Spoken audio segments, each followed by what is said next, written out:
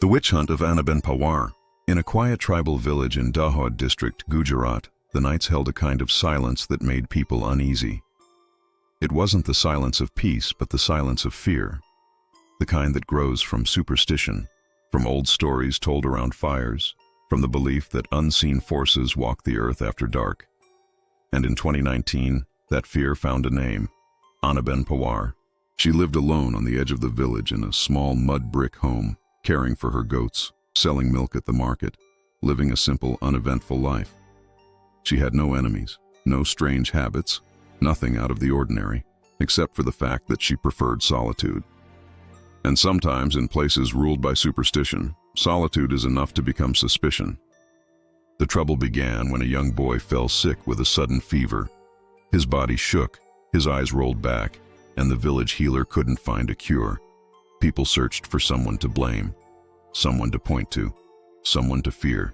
A man claimed he saw Anaben near the boy's home at dusk. Another said she muttered something under her breath. Another whispered that her shadow didn't match her steps. Rumors grew like wildfire, fed by panic, and panic turned into certainty. They said Anaben was a Dayan, a witch. By the time the sun fell, the decision was made. Before we continue, take a moment to like, share, and subscribe to TimeStory. Your support helps keep these stories alive. That night, Anaben heard them coming before she saw the torches. A crowd gathered outside her home, shouting her name, demanding she step outside. When she tried to flee, they dragged her back, surrounding her in the dusty square. Her cries were swallowed by the roar of the villagers. They wanted a confession. They wanted her to admit she was something evil. But Anaben was just a woman, confused, terrified, begging for mercy. The attack was brutal. By the time the mob stepped away, she was left crumpled on the ground, barely alive. They believed they had ended the curse. They believed the village was safe. But by morning the sickness had spread. One villager after another fell ill with the same fever, the same trembling, the same horrifying visions. The doctors blamed contaminated water. The villagers whispered a different story. They said the witch had cursed them with her final breath.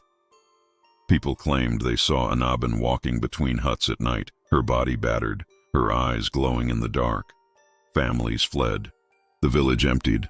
Homes decayed. The settlement became a ghost town. Some say it was guilt haunting them. Others believe something else stayed behind. In a place where fear becomes law and rumor becomes truth, innocence doesn't protect you. Silence doesn't save you. And sometimes the people searching